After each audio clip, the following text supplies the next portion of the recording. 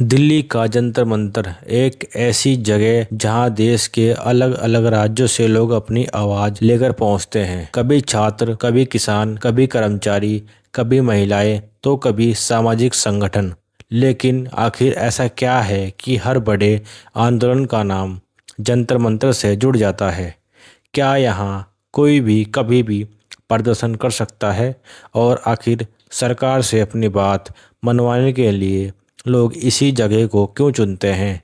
आज की इस वीडियो में हम इन्हीं सवालों का जवाब जानेंगे। जंतर मंतर मूल रूप से 18वीं शताब्दी में बनाया गया एक ऐतिहासिक खगोलीय वेधशाला है। इसे महाराज सवाई जय सिंह द्वितीय ने बनवाया था। लेकिन समय के साथ ये जगह लोकतांत्रिक विरोध प्रदर्शनों की पहचान भी बन गई, क्योंकि ये संसद, मंत्रालय और कई सरकारी दफ्तरों के अपेक्षाकृत नजदीक है। इसलिए वर्षों तक अलग अलग संगठनों ने यहाँ धरना और प्रदर्शन किए। लोग जंतर मंतर क्यों आते हैं? जब लोगों को लगता है कि उनकी बात स्थानीय स्तर पर नहीं सुनी जा रही है, तो ये राजधानी दिल्ली का रुख करते हैं। उनका उद्देश्य होता है कि उनकी आवाज केंद्र सरकार, सांसदों, मीडिया और पूरे देश तक पहुंचे। यहाँ आने वाले लोगों में शामिल होते हैं छात्र, किसान, सरकारी नौकरी के अभ्यर्थी, कर्मचारी संगठन, सामाजिक संगठन, महिला संगठन, विभिन्न राज्यों के प्रतिनिधि। हर प्रदर्शन का उद्देश्य अलग हो सकता है, लेकिन मकसद एक ही होता है, अपनी मांगों को सरकार तक पहुंचाना। क्या कोई भी यहाँ प्रदर्शन कर सकता है? भारत का संविधान नागरिकों को शांतिपूर्ण तरीके से अपनी बात रखने का अधिकार देता है, लेकिन इसका मतलब ये नहीं है कि कभी भी और कहीं भी प्रदर्शन किया जा सकता है। प्रदर्शन के लिए प्रशासन की अनुमति, सुरक्षा व्यवस्था, तय नियम का पालन करना आवश्यक होता है। समय समय पर अदालतों और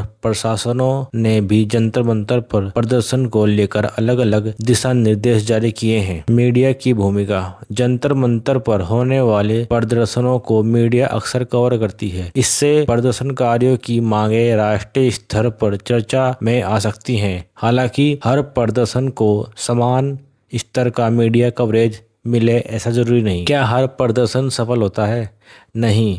कुछ आंदोलन की मांगे सरकार मान लेती है, कुछ पर बातचीत होती है और कुछ लंबे समय तक चलते रहते हैं। कई बार अदालतों का भी हस्तक्षेप होता है। इसलिए किसी भी आंदोलन का परिणाम उसके मुद्दे, बातचीत और सरकारी निर्णय पर निर्भर करता है। हाल के वर्षों में जंतर मंतर चर्चा में क्यों है? हाल के वर्षों में विभिन्न मुद्दों जैसे भर्ती, परीक्षाएं, शिक्षा, किसानों के मुद्दे, खिलाड़ियों की मांगे और अन्य सामाजिक विषयों को लेकर जंतर मंतर पर कई प्रदर्शन हुए।